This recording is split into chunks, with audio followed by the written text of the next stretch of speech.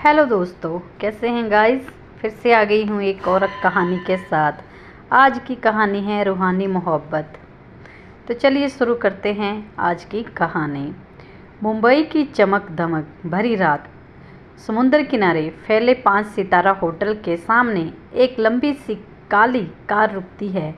Car से उतरते ही कैमरे की फ्लैश लाइट जगमगाने लगती है। मीडिया रिपोर्टर चिल्लाकर सवाल पूछते हैं, विराज सर, इंडिया के सबसे बड़े बिजनेसमैन होने का क्या राज है? सर, आपकी शादी की खबर कब सुनने को मिलेगी?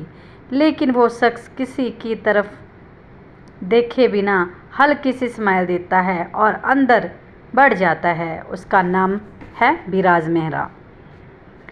सिर्फ 32 साल की उम्र में वो इंडिया का नंबर 1 बिजनेसमैन बन चुका है। करोड़ों की कंपनियों का मालिक है, हर अखबार की हेडलाइन और हर लड़की का ड्रीम मैन। लेकिन इस पावर और शान शौकत के बीच उसकी ज़िंदगी अधूरी है। उसने सब कुछ खरीदा है मगर सच्चा प्यार नहीं। उसी रात होटल में एक चैरिटी इवेंट चल रहा था। विराज को गेस्ट ऑफ ऑनर बुलाया गया था। भीड़ में वो अचानक रुक गया। उसकी नज़र एक लड़की पर जा टिकी। वो लड़की सबसे अलग थी। सफ़ेद सलवार कुर्ता पहने, बिल्कुल मासूम चेहरा, बड़ी बड़ी आंखें जिसमें एक अनजाना डर और मासूमियत दोनों झलक रहे थे। उसकी उम्र सिर्फ 22 साल की होगी। वो बच्चों के साथ बैठी हंस हंस कर बातें कर रही थी, जैसे कोई उसकी अपनी दुनिया में खोया हुआ है। विराज के लिए ये अजीब था। जहां हर कोई उसके पास आने की कोशिश कर रहा था, वहीं वो उस लड़की की ओर देख तक नहीं रही थी।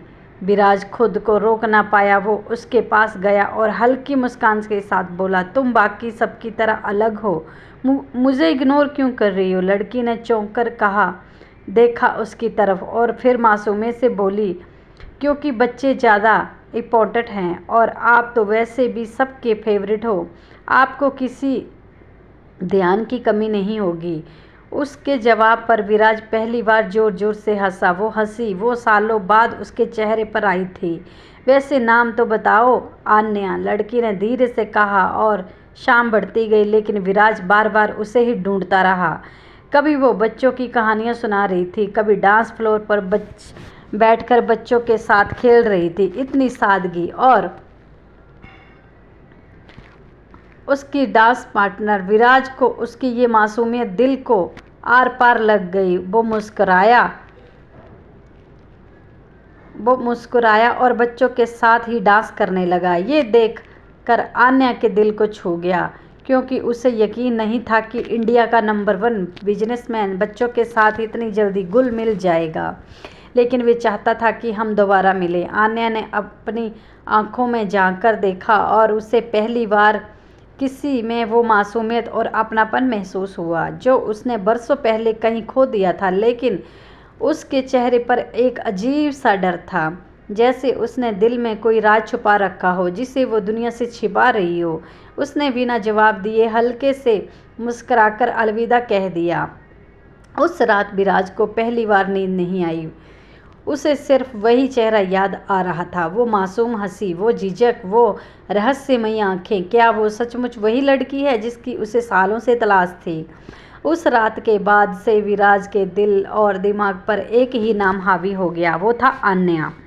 वो करोड़ों का बिजनेसमैन था, उसके पास सब कुछ था, लेकिन पहली बार उसे लगा कि ज़िंदगी में कोई कमी है और वो कमी सिर्फ आन्या पूरी कर सकती है। 2 दिन बाद विराज ने चैरिटी ऑर्गेनाइज से आन्या का नंबर ढूंढ ही लिया। फ़ोन की दूसरी तरफ जब उसकी मीठी आवाज़ आई, हेलो। विराज कुछ सेकंड चुप रहा, फिर बोला, उम्मीद है कि तुम मुझे भूल तो नहीं गई? आन्या मुस्कुराई। उसकी आवाज़ में वही मासूमियत थी। इतनी आसानी से कोई नहीं भूल सकता क्या इंडिया के नंबर 1 बिजनेसमैन को? विराज हंस पड़ा। तो फिर एक कॉफ़ी का कर्ज तो चुकाना पड़ेगा। मिलने का टाइम कब है? आन्या थोड़ी देर झिझकी, लेकिन मैं आपके जैसी हाई फाई लाइफ में फिट नहीं बैठती। विराज ने नरमी से कहा, मैं बिजनेस मीटिंग के लिए नहीं बुला रहा हूँ, बस कॉफ़ी के लिए बुला रहा हूँ। और हाँ, मैं ज़्यादा फॉर्मल कपड़े भी नहीं पहनूंगा ताकि तुम्हें कंफर्टेबल ना लगे। आखिरकार आन्या मान गई। छोटे से कैफे में भीड़ भाड़ से दूर दोनों आमने सामने बैठे थे। विराज पहली बार इतना रिलैक्स दिख रहा था। तुम्हें देखकर लगता है कि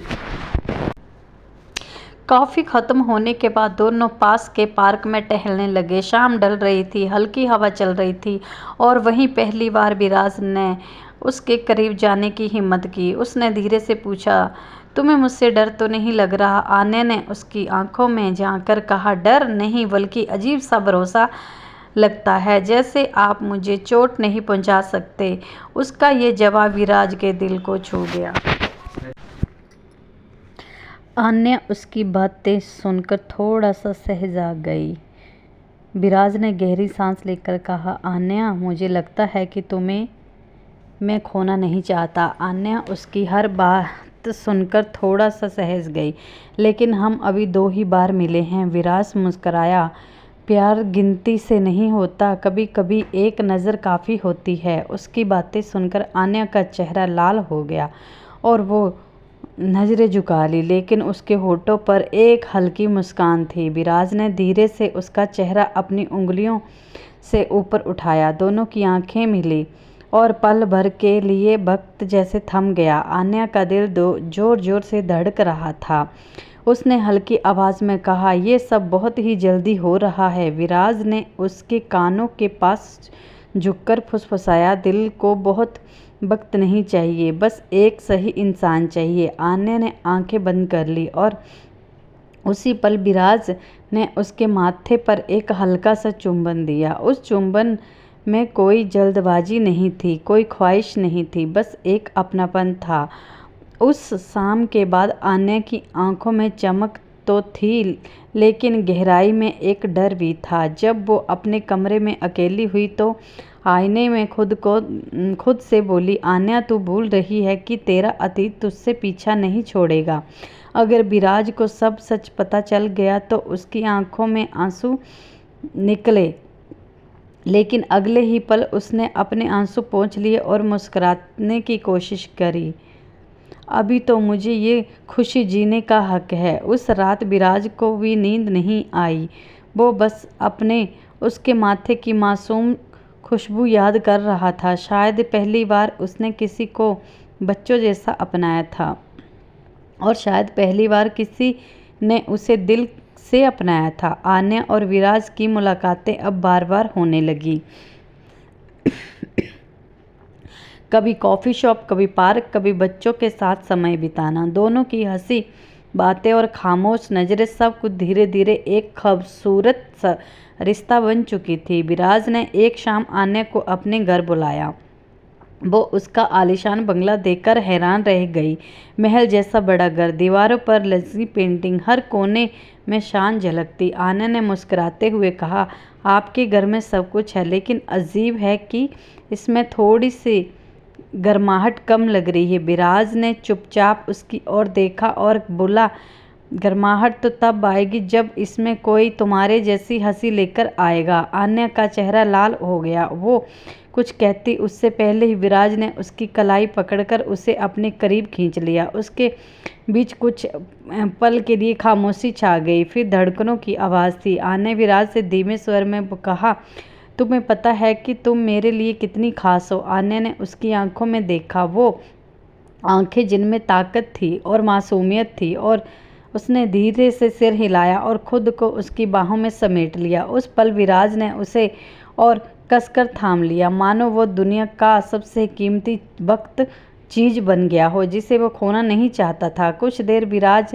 ने उसे डाइनिंग टेबल पर बिठाया। टेबल पर सिर्फ मोमबत्ती थी, हल्की म्यूजिक थी। आन्या ने मुस्कुराते हुए कहा, इतना सब मेरे लिए जैसे किसी सपने से कम नहीं है। दोनों ने डिनर किया, लेकिन बीच में उनकी नज़रें मिलती रही। आन्या बार बार अपनी पलकों को झुकाती और विराज उसकी हरकतों को संजोरता। विराज ने दरवाजे पर उसका हाथ पकड़ लिया, जाने दोगी मुझे? ऐसे नहीं, ऐसे ही। आन्या झिझकी, लेकिन कुछ बोली नहीं। विराज धीरे धीरे उसके करीब आया। उसके बालों को हटाते हुए उसने गाल पर अपने होठों का हल्का सा स्पर्श दिया। आन्या की आंखें बंद हो गई। उसके गाल लाल पड़ चुके थे और दिल की धड़कनें तेज हो गई। उसने धीरे धीरे विराज से कहा, ये सब बहुत नया है मेरे लिए। विराज ने फुसफुसाकर कहा, तो मुझे तुम्हारा पहला अनुभव बनने दो और आखिरी भी। आन्या ने उसके सीने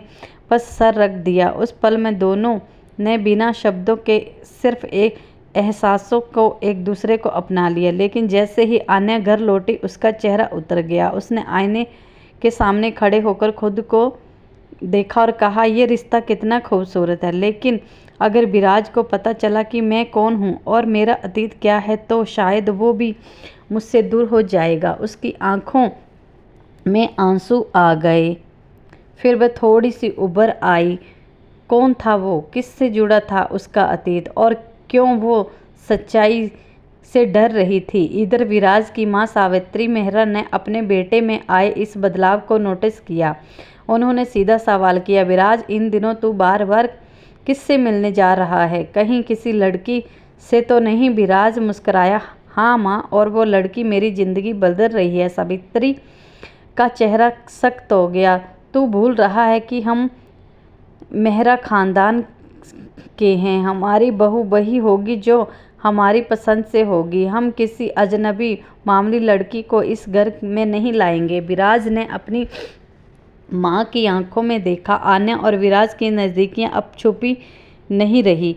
वो जितना आन्या से मिलता उतनी ही उसके दिल की धड़कन बढ़ती जाती और आन्या भी पहली बार अपने अंदर एक अजीब सी खुशबू का महसूस कर रही थी। जैसे उसकी ज़िंदगी की सारी सूनी राहें अचानक फूलों से भर गई हों। लेकिन हर खुशी के पीछे कोई न कोई इम्तिहान होता है। एक शाम विराज आन्या को अपने साथ बीच पर ले आया। ठंडी हवा, चांदनी रात और लहरों की आवाज़। वो दोनों रेत पर बैठे थे। विराज ने धीरे से कहा, तुम्हें पता है आन्या, मैंने बहुत कुछ पाया है ज़िंदगी में, लेकिन हमेशा लगता है कि मेरी दुनिया अधूरी है। तुम्हें पाकर पहली बार लगा कि अब सब पूरा है। आन्या की आंखें नम हो गई। वो हल्के से हंसी, आप मुझे बच्चों की तरह ट्रीट करते हो।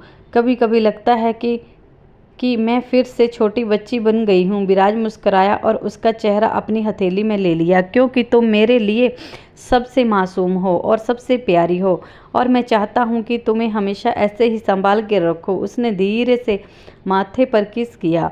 फिर उसकी आंखों पर आन्या की सांसें तेज हो गई। वो खुद को रोक नहीं पाई और उसके सीने से लग गई। उस पल दोनों की खामोशी बहुत ही कुछ कह रही थी, जैसे दो पल बिना शब्दों के एक दूसरे को अपना चुके हों। लेकिन विराज की माँ सावित्री मेहरा को ये सब मंजूर नहीं था। उन्होंने पूरे घर के सामने कहा, विराज, ये लड़की तुम्हारे लायक नहीं है। हमें अपने खानदान का नाम और इज्जत की चिंता है। हमारी बहू वही बनेगी जिसे हम पसंद करेंगे। आन्या में वो सब है जो किसी को बहू बनने के लिए चाहिए क्या? विराज ने कहा, प्यार, सम्मान, मासूमियत। लेकिन सावित्री ने सख्त आवाज़ में कहा, मेरे रहते वो लड़की इस घर में कदम नहीं रखेगी। पूरा घर चुप हो गया। लेकिन विराज ने उसी वक्त ठान लिया, मैं अपने प्यार के लिए सबसे लड़ जाऊंगा। उधर आन्या भी अपने दिल में तूफान छुपाए थी। उसने विराज से अब तक सच नहीं बताया था। रात को अकेली बैठी वो पुराने फ़ोटो देख रही थी। फ़ोटो में एक लड़की थी, मुस्कुराती हुई, लेकिन आंखों में वही मासूमियत। उस फ़ोटो को छूते ही आन्या बुदबुदाई, अगर उन्हें पता चल गया कि किसी और की गलती का बोझ उठाए जी रही हूँ तो वो क्या मुझे छोड़ देंगे? उनकी आंखों में आंसू बह आए। उसका अतीत शायद वे चीज़ थी जो उसके और विराज के बीच सबसे बड़ा फासला बन सकता था। अगले दिन विराज ने आन्या को अपने ऑफिस बुलाया। पूरा फ्लोर खाली था, सिर्फ मोमबत्तियां और फूल सजाए गए थे। वो जैसे ही अंदर आई उसकी आंखें भर आई। ये सब मेरे लिए? विराज उसके सामने घुटनों पर बैठ गया और उसका हाथ पकड़ लिया। हाँ आन्या, आज मैं सिर्फ ये कहना चाहता हूँ, मैं तुम्हारे बिना अधूरा हूँ, और अब तुम्हारे अतीत से कोई साया भी है तो मुझे कोई परवाह नहीं है। तुम्हारा आज और तुम्हारा कल चाहिए। आन्या की आंखों से आंसू निकले। उसने कांपते हुए होठों से कहा, लेकिन विराज, अतीत तुम्हें डराता है तो मैं तुम्हारा भविष्य बनकर उसे मिटा दूंगा। उसके ये शब्द सुनकर आन्या उसके गले से लग गई और रो पड़ी। वो रोना डर और प्यार दोनों का मिला जुला था। उस रात दोनों एक दूसरे को पहले से भी ज़्यादा करीब महसूस किया। उनकी नज़रों में अब कोई दूरी नहीं थी, सिर्फ अपनापन था। विराज और आन्या का रिश्ता अब पहले से भी गहरा हो चुका था, लेकिन जिस तरह उनके प्यार की में मिठास बढ़ रही थी, उसी तरह हालात और मुश्किलें भी बढ़ रही थी। एक रात आन्या अकेली बैठी थी। उसने हाथ में वही पुरानी डायरी थी जिसे वो सालों से छुपाकर रखती आ रही थी। उसकी आंखें नम थी, होंठ कांप रहे थे। अगर विराज को सच पता चल गया और उसने मुझे ठुकरा दिया तो फिर क्या मैं फिर से टूट जाऊंगी। उसने डायरी बंद की और चेहरा हाथों में छुपा लिया। उसके अंदर का डर अब दिल का बोझ बनकर छुपाना मुश्किल हो रहा था। इधर विराज के घर में माहौल और भी सख्त हो चुका था। सावित्री मेहरा ने साफ शब्दों में कह दिया था, विराज, वो लड़की हमारे घर की दुल्हन नहीं बनेगी। हमें ये रिश्ता मंजूर नहीं है। हम तुझे अपना बेटा मानना छोड़ देंगे अगर तुमने ज़बरदस्ती उस लड़की से शादी की तो। उसके चेहरे पर अजीब सी उदासी थी। वो चुप था, उसकी आंखों में डर था। विराज ने उसका हाथ थामते हुए कहा, क्या हुआ आन्या, तुम इतनी चुप क्यों हो? आन्या की आंखें भर आई। वो फूट पड़ी और रोते रोते बोली, तुम क्यों मेरे लिए सबसे लड़ रहे हो? विराज, मैं इसके लायक नहीं हूँ। मेरा अतीत इतना साफ नहीं है जितना तुम सोचते हो। वो सिसकते हुए जमीन पर बैठ गई। उसके आंसू देख विराज का दिल टूट गया और वह झुककर उसके सामने बैठा और उसके आंसू पोंछते हुए धीमी आवाज़ में कहा, आन्या, चाहे तुम्हारा अतीत जैसा भी हो, तुम मेरे लिए सिर्फ आन्या हो।